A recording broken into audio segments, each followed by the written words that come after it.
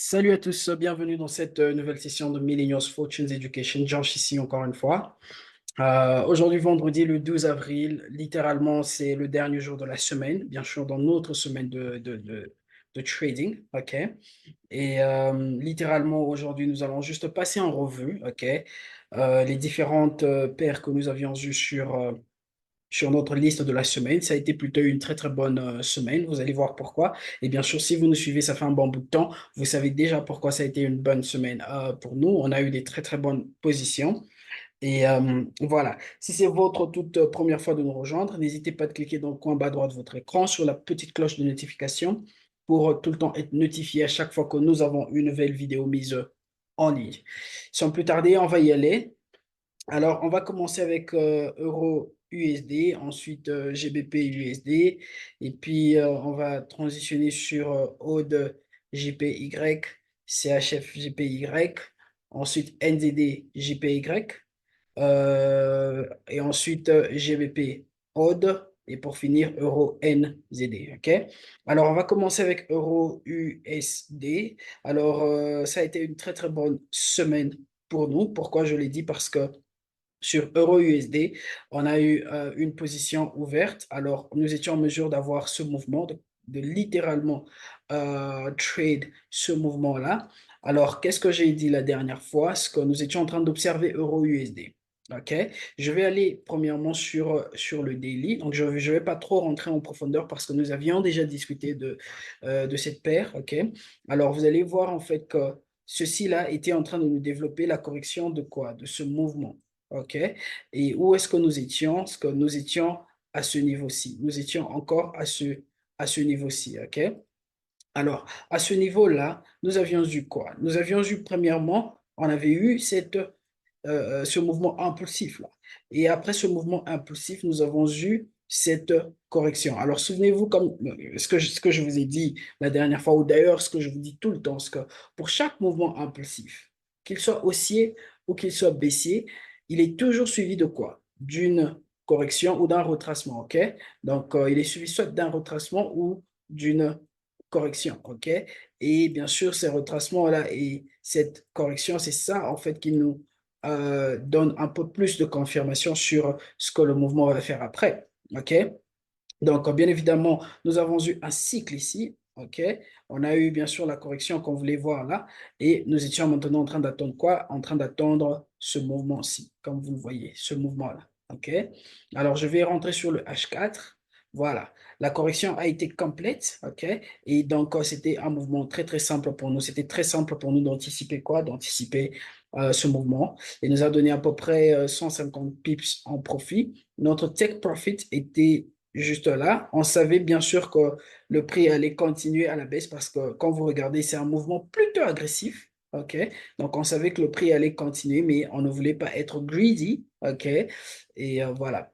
Donc, Euro USD, ça nous a donné un très, très bon profit d'à peu près 150 pips parce que notre entrée était quelque part là, juste en dessous là.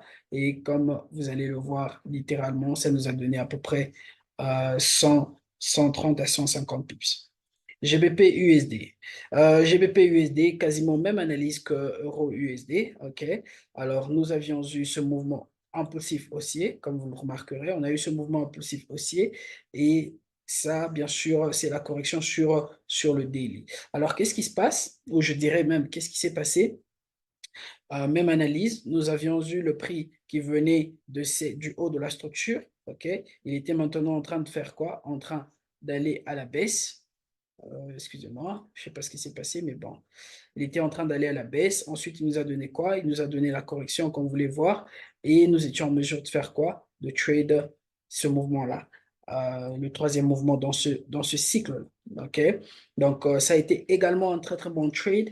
Notre, je dirais, notre entrée était quelque part là. Vous allez remarquer que ça nous a donné à peu près, comme vous le remarquerez là, à peu près 120 pips. OK? Donc, GBP USD également, ça a été un très, très bon trade. Aude GPY. Alors, Aude GPY, nous n'avions pas pris de position. Nous étions toujours en train d'attendre ce qui va se passer. Alors, probablement, nous allons garder cette paire pour la semaine qui vient. OK? On a eu un mouvement impulsif haussier. D'ailleurs, je vais commencer par là. par le début, mouvement impulsif haussier, correction comme on le dit toujours, mouvement impulsif, correction comme vous le remarquerez, et là nous avions eu un autre mouvement impulsif. Donc nous sommes maintenant en train d'attendre quoi? D'attendre la correction. Il se peut que le prix fasse ceci, qu'il revienne un peu plus bas, nous donner un bas plus bas que le premier qui est là, ok, vous voyez ce haut là, ce bas là, ok. Ensuite, nous aurons quelque chose de comme ça. Nous aurons celui-ci et celui-là. Et tout ceci va nous donner quoi? Il va nous donner bien sûr une correction en forme d'un triangle qui s'expand et nous serons en mesure de faire quoi?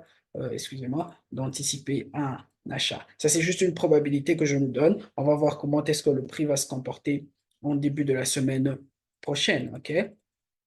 Ensuite, nous avons CHF-GPY. Alors, avec CHF-GPY, qu'est-ce que nous avons eu? Très simple, on a eu un mouvement impulsif baissier et comme vous le remarquerez là, nous sommes maintenant en train d'avoir cette correction. Donc, il se peut que le prix fasse ceci. Il se peut qu'il reparte encore à la hausse, qu'il reparte tester cette zone de résistance-là, OK, avant bien sûr d'aller à, à la baisse. OK? Donc, on va garder CHF, GPY à l'œil. Ensuite, CAD, GPY. Alors, avec CAD, GPY, c'est aussi simple comme un mouvement, un peu comme, un peu comme CHF, GPY. Mouvement impulsif baissier. OK? On va repartir toujours avec notre même théorie. OK? Mouvement impulsif.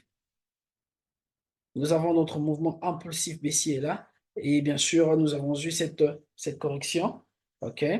Nous avons eu cette correction-là. Donc, il se peut que ce mouvement-là reparte à la baisse pour aller finir, bien sûr, cette structure-là.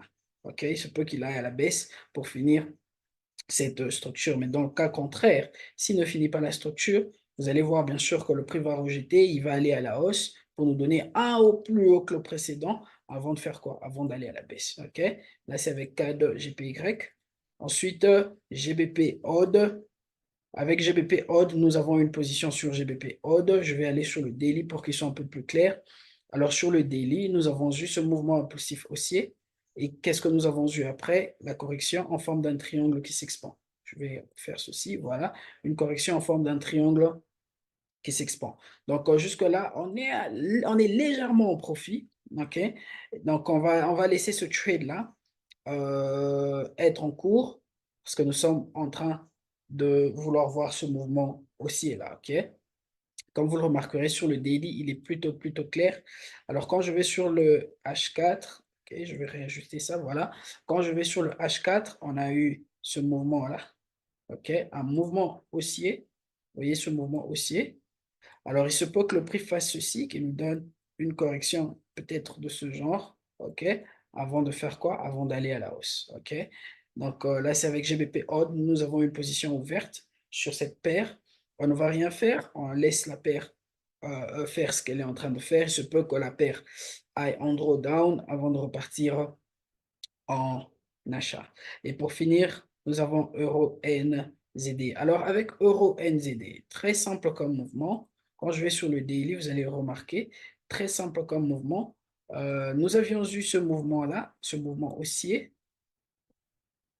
Nous avions eu ce mouvement haussier. Ensuite, nous avons eu quoi? Un retracement là. Et qu'est-ce qui se passe après? Un autre mouvement impulsif haussier. Et regardez ce qui se passe en forme de retracement. OK? Donc, potentiellement, nous sommes en train d'attendre quoi? Nous sommes en train d'attendre un mouvement haussier. Quand je vais sur le H4 de la même paire, alors vous allez voir en fait que la paire nous a donné quoi? Elle nous a donné une correction. OK? La paire nous a donné une correction. Donc, nous sommes en train d'anticiper un achat sur Euro NZD. Donc, voilà tout pour cette semaine. Ça a été une très bonne semaine pour nous. Que Dieu nous bénisse. Je nous donne rendez-vous le lundi, OK, pour une autre session. N'oubliez pas de souscrire sur cette chaîne ou bien sûr, si vous voulez en savoir beaucoup plus sur Millennials Fortunes University, laissez-nous un commentaire dans la zone commentaire. Laissez-nous un message ou faites-nous un email et on sera en mesure de revenir vers vous. Quant à moi, que Dieu nous bénisse et à très bientôt.